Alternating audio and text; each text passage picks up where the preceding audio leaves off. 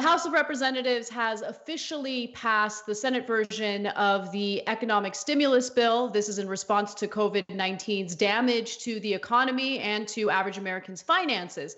Now, the bill passed using a voice vote, and that means that lawmakers would just shout yay or nay in voting, and the majority would win. And in this case, of course, the yay votes won, and that's how they passed it.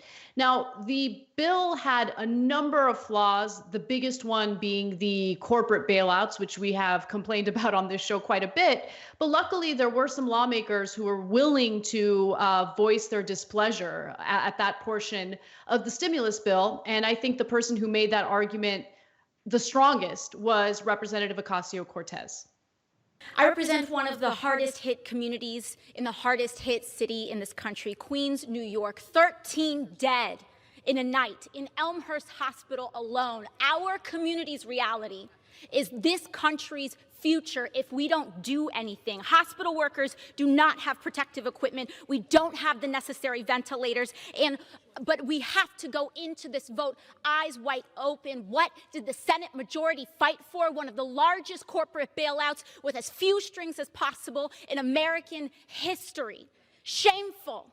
The greed of that fight is wrong for crumbs, for our families. And the option that we have is to either let them suffer with nothing or to allow this greed and billions of dollars, which will be leveraged into trillions of dollars, to contribute to the largest income inequality gap in our future. There should be shame about what was fought for in this bill and the choices that we have to make. So it feels good to see some lawmakers voice their concern and just how angry they are about those corporate bailouts, because even though it's being presented as a $500 billion corporate bailout, which, by the way, is still ridiculous, when you consider how it can be leveraged, it'll cost trillions of dollars. And yeah, it is crumbs. Americans are getting $1,200 in one check if they qualify for it. So we're going to be means tested to see if we qualify for that stimulus check. But when it comes to the corporate bailouts, it's a completely different story. Yeah, so there's two things that AOC's really right about. One is she should be absolutely outraged about how hard her district's hit. It's one of the districts that's hardest hit, maybe the single hardest hit district in the whole country. Now, obviously, that doesn't have anything to do with her, but what that does mean is that she's their representative, and she needs to represent their rage. And they're the ones that need the medical assistance the most. So, which then leads to point number two. She's saying, look, at this point, it's the take it or leave it proposition. And we're going to have to take it because what are we going to do? Turn down the help for the people who desperately need it in my district and all the other districts? So the real problem was in the negotiations. So once you've negotiated something, especially in an emergency like this, is pretty much over. And so the part she doesn't tell you is the people who got rolled as usual was Democratic leadership. So let me be clear in how they should have prioritized. She alluded to it there, and how they got it exactly in reverse. The number one priority should have been the health of the citizens, medical supplies. How do you produce them? How do you get them to the right places, et cetera?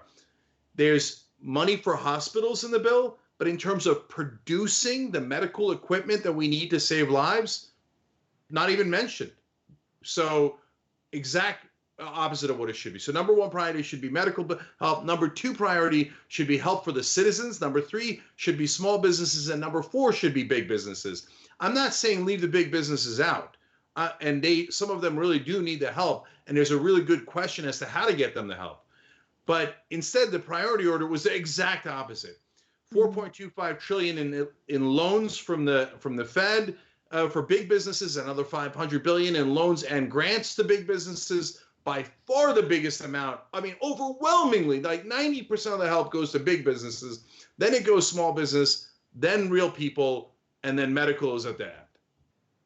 Yeah, and the most frustrating part about it, anytime you argue with someone who's in favor of the bailouts, they'll use this, talking point about, well, these companies employ so many people, so you want to bail them out so we don't lose all these jobs. But what's incredible is some of the airline companies announced today that they're going to lay off a bunch of employees. This is immediately after the House passed the bailouts for the corporations, right?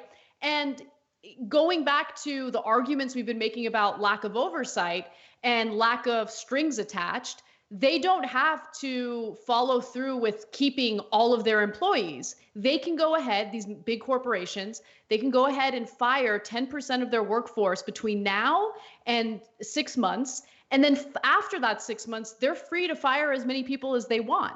So this isn't about protecting American jobs. They have that standard for small businesses. If small businesses want to have their loans forgiven, they have to keep their workers. And I'm glad that they have that rule, right? Because we want to save jobs. But the big corporations, which employ far more people, do not have that same standard when it comes to the bailout money.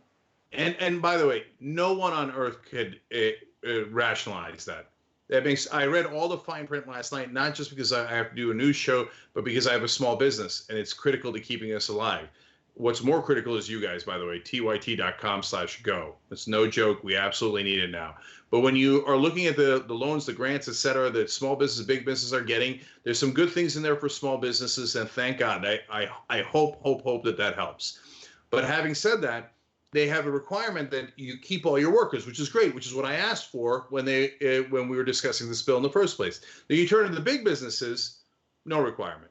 Anna just explained to you the details. So same rules don't apply. And why? The big businesses have more employees and the small businesses need more leeway. I'm not saying that to change the rules for the small businesses, but why doesn't it apply to the big businesses? Because, of course, the campaign donations. Thanks for watching The Young Turks. Really appreciate it. Another way to show support is through YouTube memberships. You'll get to interact with us more. There's live chat emojis, badges. You've got emojis of me, Anna, John, JR. So those are super fun. But you also get playback of our exclusive member-only shows and specials right after they air. So all of that, all you gotta do is click that join button right underneath the video. Thank you.